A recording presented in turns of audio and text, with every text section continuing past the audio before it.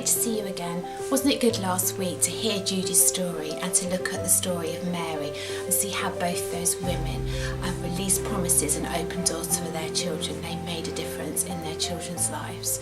And you know, we have many opportunities to release our children, don't we, as they grow, from when they're tiny babies, releasing them to their first babysitter, to when they're teenagers and maybe leaving home or going to uni. I know when our eldest daughter was moving to go and live in London, and it was a huge step for her, huge step for us all, and we missed her enormously. But in it, there was a bubbling excitement inside me as I saw her really go for her future and really step out and be bold into all that God had for her.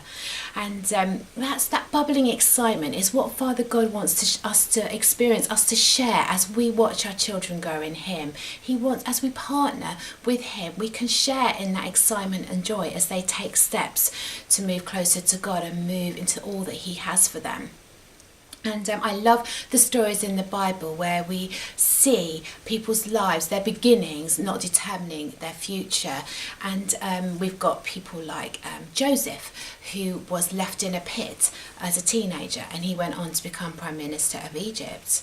We've got people like Moses, who was left as a baby bobbing around in a basket on the River Nile, and he went on to grow up as a prince and lead the Israelites out of Egypt.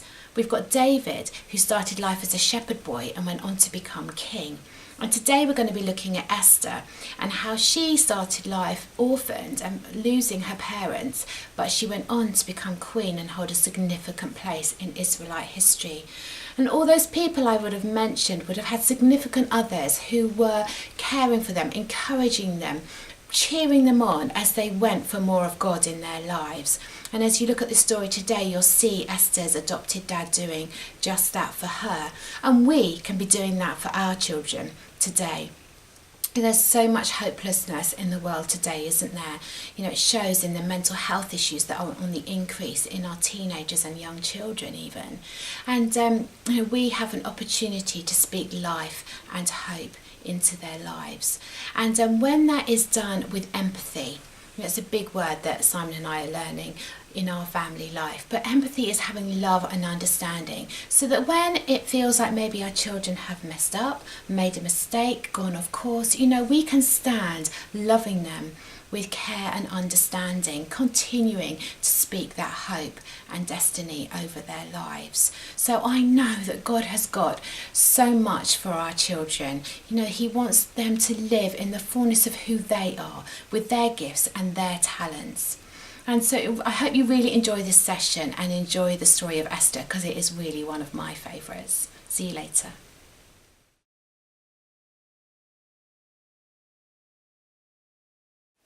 Hi, welcome back. I hope you really enjoy looking at that story of Esther.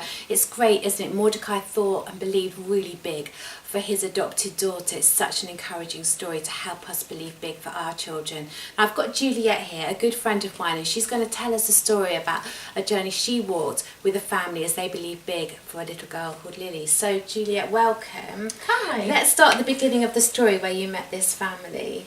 Yeah. So I met this fabulous family, and they at the time had a little girl who was about 4.5, and I just got to know them over a period of time, and just by spending time with them as a family and babysitting their children and looking after their little girl. And really over a period of time I just had just a very strong sense of what God had planned for their little girl and the destiny that she had in God. That's really exciting. And did you get a chance to share that with the parents? Yeah. We had lots of opportunity to talk together with the parents, and I was really able, probably maybe after about 6 months, to share what I was feeling in God for their daughter. And it really resonated with the mum. The mum had already had a real sense that her daughter had something big on her life to do, and the mum had already really sensed in God that she was going to be gifted at languages as well. Well, that's really exciting. And as you shared together, was it your words and thoughts about Lily, were they really encouraging to help the parents start to see what God had put in their child the gifts and talents? Was that really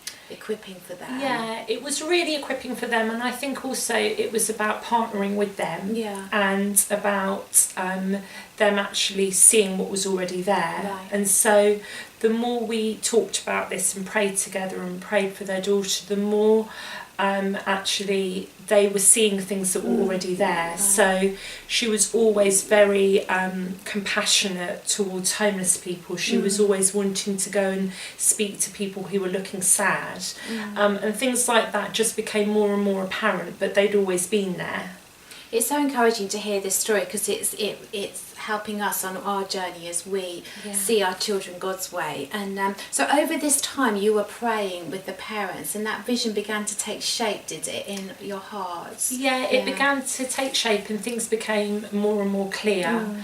And then when she was probably about 10, she started herself just talking about what she wanted to do when she grew up, just like a normal 10-year-old. And she'd already decided herself that she wanted to do something to do with law. And so I felt that was just an invitation, really, to start to talk to her about the things we'd been feeling in God. And so we had that discussion, you know, with her and her parents, and over time that's just become more and more clear and more sort of concrete in herself. And you know, she's now 16, and she will very confidently tell people in education that she knows that she wants to be a barrister, that she wants to work in human rights, that she wants to work in the UN, and that that's where she's going. So she's really grasped that vision for herself. Yes. And it's incredible, because at any point she could have changed her mind, and at any point she could have gone and done something different. But the parents have been incredible at really nurturing that and supporting her in that, and they have done lots of practical things to equip her ready for that. So they did things like give her extra French lessons, and different things like that. That's really good. It's really exciting to see how the parents and you have really worked together with God. You've partnered with Him in equipping to see her released in that. It's really exciting.